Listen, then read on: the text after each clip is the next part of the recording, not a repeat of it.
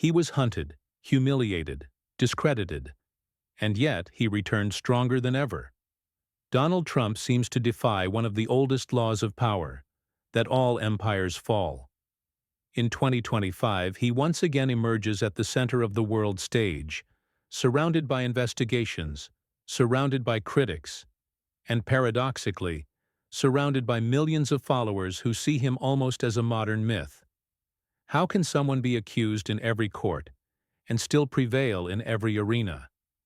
This is the question that troubles the world. Because what we are witnessing is not just politics, it is a psychological, media, and spiritual phenomenon. Trump represents something that transcends the human figure, a challenge to the established order, a mirror of the post-truth era, a symbol of power in times of chaos. He doesn't play the game, he changes the rules. And when that happens, the world must decide: resist or follow. Brace yourself, because this isn't just the story of one man. It's a portrait of an era when truth lost its throne, emotion took over, and the empire of influence began to rule the planet. An era when being investigated, accused, and hated can mean, ironically, being unbeatable. Now enjoy this video and subscribe to the channel to stay informed about this and many other world events that affect your life. Some say power isn't something you win just once.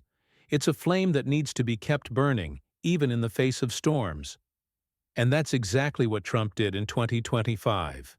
He reignited his own flame in a scenario where many had already given it up for extinction. After defeats, scandals, and trials, he returned to the political stage, as if returning to an arena he knows by heart.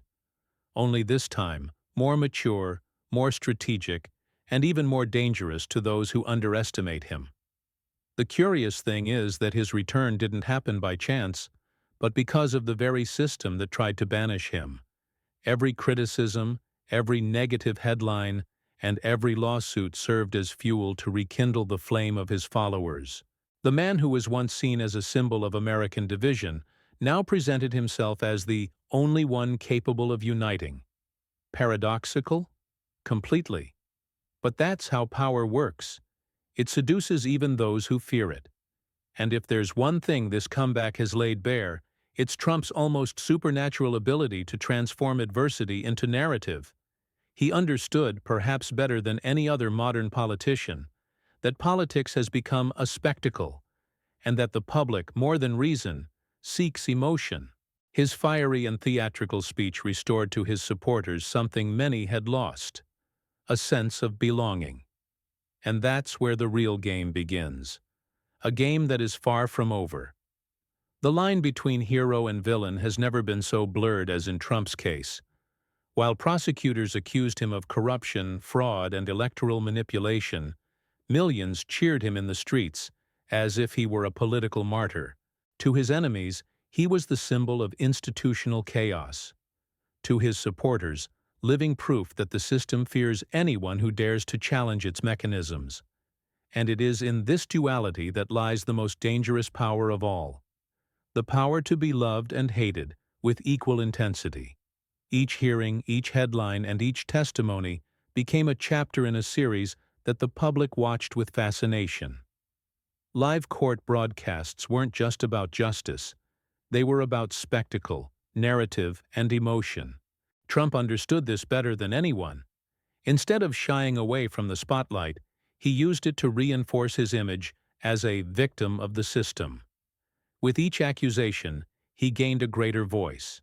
With each attack, he grew more powerful. But what seemed like the end turned out to be a rebirth. Because in today's world, being accused is almost a rite of passage for anyone who wants to be remembered. And Trump, far from hiding, turned the courtroom into a platform. While judges sought to punish him, he won hearts and minds, not just in the United States, but around the world. And that's when the media, once adversarial, realized something that would change everything. Trump has always understood something few politicians have truly grasped. The media isn't just a vehicle, it's a weapon. From his first campaign, he treated journalists, cameras, and headlines like pieces on a warboard. He knew that every word, however distorted, was a fragment of attention, and attention, in the 21st century, is the oxygen of power. Instead of fearing the spotlight, he learned to dance in it, even when the fire burned too close. The relationship between Trump and the media is a kind of toxic pact. They hate each other, but they can't survive without each other. His every provocation generated clicks, debate, outrage, and money. Every newspaper critique fueled the narrative of persecution, reinforcing his role as an outsider against the establishment. It's ironic. The more they attacked him, the more he grew. It was as if the opposing headlines were the very fuel of his popularity. And in this game of narratives, Trump proved that controlling discourse is more important than controlling the truth. He didn't need to convince everyone, just keep his base entranced. And at this, he was a master. Algorithms helped him, social media amplified his message, and the world watched, perplexed, as a politician transformed into a global media phenomenon. But the real power wasn't on the screens. It was behind them, behind the scenes where invisible wars are decided. While the public is entertained by speeches and headlines, the real game takes place away from the cameras.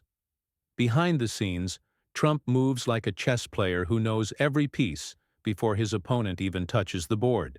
He has built a network of influence that goes beyond politics. Business people, military personnel, religious leaders, and digital strategists form the backbone of an empire that doesn't appear in official photos. The stage is just the tip of the iceberg. Real power lies in the shadows. These alliances are not born of ideology, but of necessity. Trump understands that in power, loyalty is a rare and volatile currency. Therefore, he buys, trades, and negotiates influence like someone playing poker with fate. Some criticize, some admire, but everyone recognizes that his ability to create connections is almost hypnotic. He doesn't choose allies based on rhetoric, but rather on their usefulness. And when one ceases to serve, he simply replaces them. And the most curious thing is that, behind all this strategy, there's an almost instinctive perception that the world isn't driven by ideals, but by interests. Trump embodies this cold, pragmatic logic, and perhaps that's what makes him so feared. He doesn't need approval, just results. While most people discuss morality, he discusses power. And it's this mentality that's now beginning to resonate in other parts of the world, including among leaders who swore never to imitate him. When Trump looks at the world again, he does so with the gaze of someone looking at a chessboard, not a map. For him, international politics has never been about harmony, but about dominance. He breaks treaties, destabilizes old agreements, and creates new alliances as if rearranging the pieces for an unexpected move. His motto is simple: causing discomfort is a way to maintain control. And, paradoxically, it is precisely chaos that makes him seem indispensable. Countries that once viewed the United States as a mediator now see it as an unpredictable player. Russia and China watch him warily. Israel sees him as an instinctive ally. Europe as an enigma. His every decision, no matter how contradictory it may seem, has a hidden agenda, as if he thrives on the confusion he provokes. Trump doesn't seek consensus, he seeks advantage. And on the global stage, advantage is synonymous with power. But what few realize is that this diplomacy of chaos has a dangerous side effect. It changes the rules of the game for everyone. When a leader challenges the system and survives, they open the way for others to do the same. And it is at this point that their influence transcends borders. The Trump phenomenon ceases to be merely political. It becomes cultural, psychological, almost mythological. And the myth, unlike the man, cannot be defeated so easily. Trump isn't just a politician, he's a brand, a symbol that transcends ideology and transforms into a product, a myth, and a movement. Since his days as a businessman and entertainer, he's learned the art of selling his image as a permanent spectacle. His name graces buildings, books, hats, and speeches. And the curious thing is that the more controversial he becomes, the more valuable he becomes. Controversy, for Trump, is the best kind of advertising.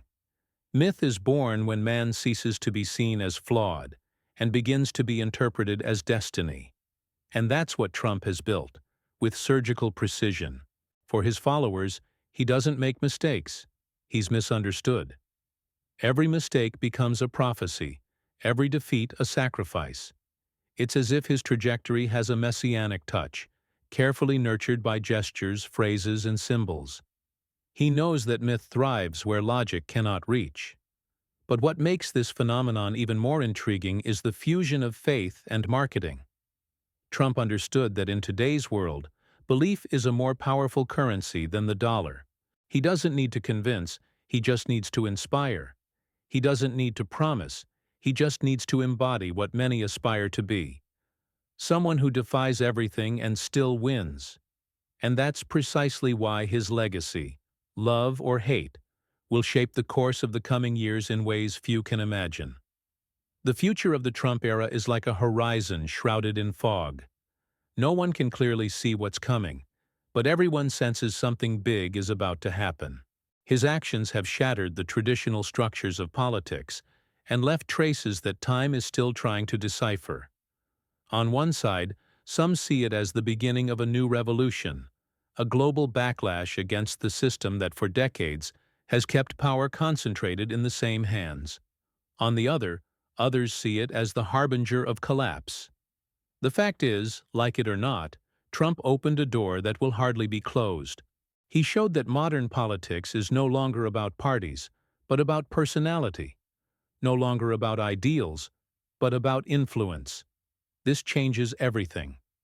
Because when a leader wins hearts instead of votes, the democratic system begins to lose its shape. And when power becomes a matter of faith, the line between governing and dominating becomes dangerously blurred. Perhaps Trump's true legacy lies not in his laws, but in the psychological impact he left on the world. A new kind of leadership is emerging, more emotional, more unpredictable, and therefore more dangerous.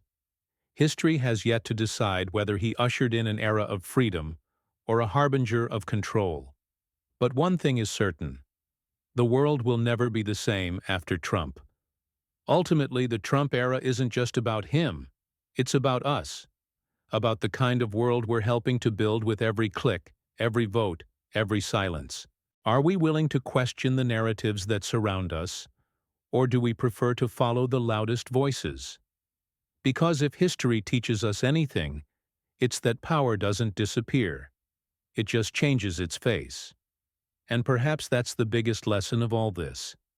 In times of chaos, those who control the narrative control the destiny. Are you watching the game? Or are you part of it? Are you thinking for yourself, or just repeating what you've been told is true? The future won't be decided by politicians. It will be decided by awakened minds, by people capable of seeing beyond the headlines. So, if this content made you reflect, question more, search further, think deeper. And of course, subscribe to the channel, turn on notifications, and continue with me on this journey to understand the world behind the speeches, because what comes next could change everything.